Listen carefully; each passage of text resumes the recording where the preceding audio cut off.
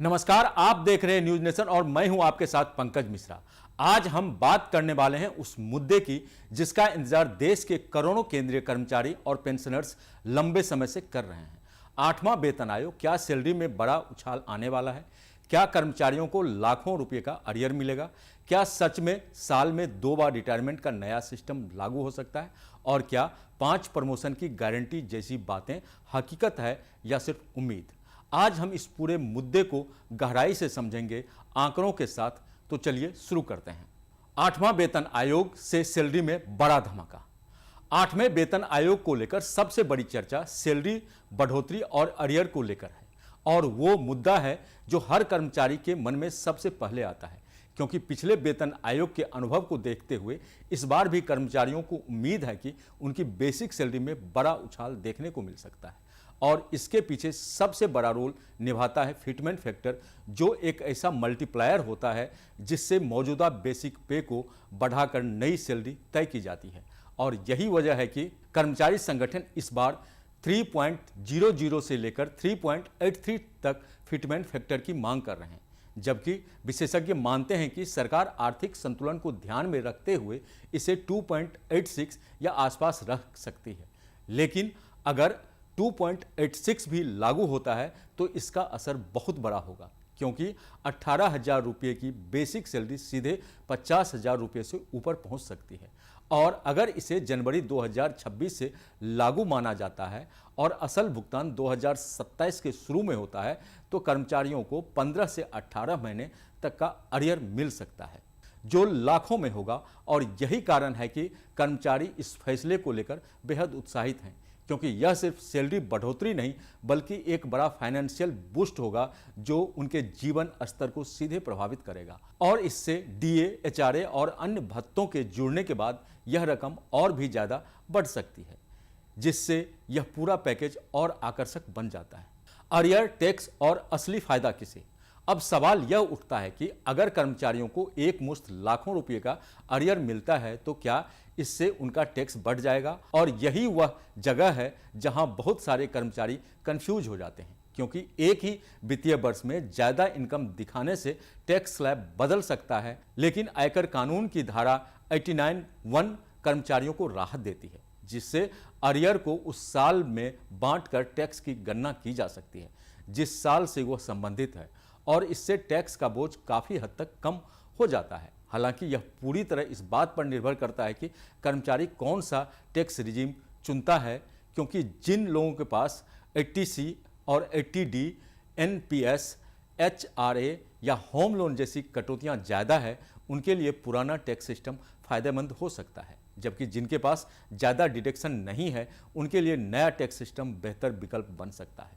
और यही वजह है कि जानकार सलाह देते हैं कि एरियर मिलने के साल में दोनों सिस्टम के तहत टैक्स की गणना करनी चाहिए, और फिर सेक्शन 89(1) के तहत राहत के बाद टैक्स देनदारी को देखकर फैसला लेना चाहिए, क्योंकि सही प्लानिंग के जरिए इस बड़ी रकम को टैक्स के बोझ से काफ़ी हद तक कम किया जा सकता है। और यही वह पहलू है जो कर्मचारियों के लिए सैलरी बढ़ोतरी जितना ही महत्वपूर्ण है, क्योंकि असली फायदा तभी मिलेगा जब हाथ में आने वाली रकम ज़्यादा होगी। रिटायरमेंट नियम और टैक्स सिस्टम में संभावित बदलाव। अब बात करते हैं उस मुद्दे की जिसने हाल के दिनों में सबसे ज़्यादा चर्चा बटोरी है, और वह है साल में 2 बार रिटायरमेंट का प्रस्ताव। क्योंकि अभी तक जो सिस्टम है उसमें कर्मचारी अपने जन्म महीने के आखिरी दिन रिटायर होता है, लेकिन प्रस्ताव यह कहता है कि कर्मचारियों को 2 ग्रुप में बांट दिया जाए, जहां जनवरी से जून के बीच जन्म लेने वाले कर्मचारी 30 जून को रिटायर होंगे और जुलाई से सितंबर के बीच जन्म लेने वाले कर्मचारी 31 दिसंबर को। और अगर ऐसा होता है तो कई कर्मचारियों को 6 से 8 महीने तक का अतिरिक्त सेवा का मौका मिल सकता है, जिससे उनकी सैलरी और पेंशन दोनों में फायदा होगा।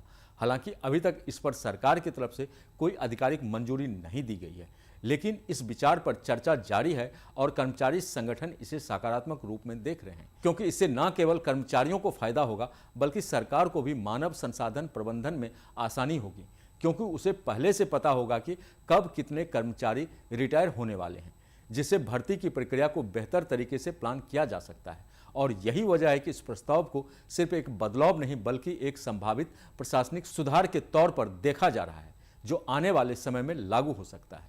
प्रमोशन, पेंशन और नई मांगें। 8वें वेतन आयोग से जुड़ी एक और बड़ी उम्मीद प्रमोशन पेंशन सिस्टम में सुधार को लेकर है, क्योंकि लंबे समय से कर्मचारी यह मांग कर रहे हैं कि उनके करियर ग्रोथ को बेहतर बनाया जाए और प्रमोशन अवसर बढ़ाए जाए। इसी संदर्भ में 5 प्रमोशन की गारंटी जैसी बातें सामने आई हैं। हालांकि इस पर अभी कोई आधिकारिक पुष्टि नहीं है, लेकिन यह साफ है कि कर्मचारी संगठन करियर प्रमोशन को लेकर काफ़ी गंभीर हैं।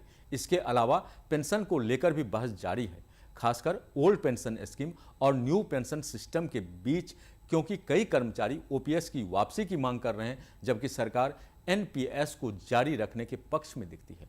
ऐसे में 8वां वेतन आयोग इस मुद्दे पर कोई संतुलित समाधान दे सकता है, जिससे कर्मचारियों की भविष्य की रक्षा सुनिश्चित हो सके। और यही वजह है कि यह आयोग सिर्फ सैलरी बढ़ाने तक सीमित नहीं रहेगा, बल्कि यह पूरे सेवा ढांचे को प्रभावित कर सकता है, जिसमें प्रमोशन, पेंशन और अन्य सुविधाएं शामिल होंगी। आसान गणित में समझें कितना मिलेगा फायदा।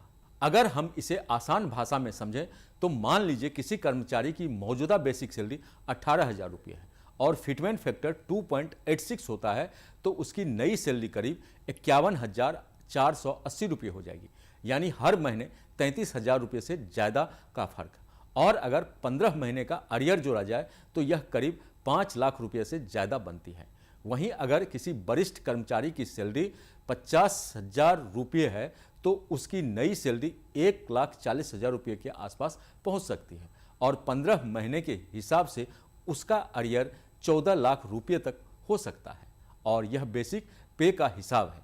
अगर इसमें डीए, एचआरए और अन्य भत्ते जोड़ दिए जाए तो यह रकम और भी ज़्यादा हो सकती है।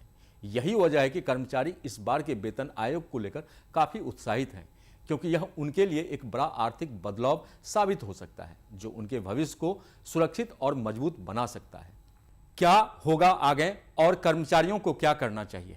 अब सबसे बड़ा सवाल यह है कि आगे क्या होगा और कर्मचारियों को क्या करना चाहिए, क्योंकि अभी तक सरकार ने फिटमेंट फैक्टर और लागू करने की तारीख को लेकर कोई अंतिम घोषणा नहीं की है।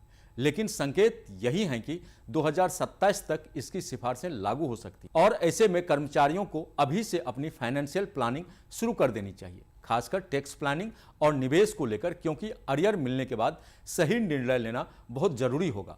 और साथ ही उन्हें अपने कर्मचारी संगठनों के जरिए अपनी मांगों को भी मजबूत तरीके से रखना चाहिए, ताकि वेतन आयोग उनकी जरूरतों को सही तरीके से समझ सके और उन्हें उसका पूरा लाभ मिल सके। तो कुल मिलाकर 8वां वेतन आयोग सिर्फ सैलरी बढ़ाने का मामला नहीं है, बल्कि यह एक बड़ा सिस्टम बदलाव हो सकता है, जो कर्मचारियों की आय, करियर और भविष्य तीनों को प्रभावित करेगा। अब देखना यह होगा कि सरकार इन उम्मीदों पर कितना खरा उतरती है और क्या कर्मचारियों को वह राहत मिल पाती है जिसका वे लंबे समय से इंतजार कर रहे हैं। फिलहाल इस मुद्दे पर आपकी क्या राय है, हमें जरूर बताएं। और अगर आपको यह जानकारी उपयोगी लगी हो तो इसे लाइक और शेयर जरूर करें। धन्यवाद।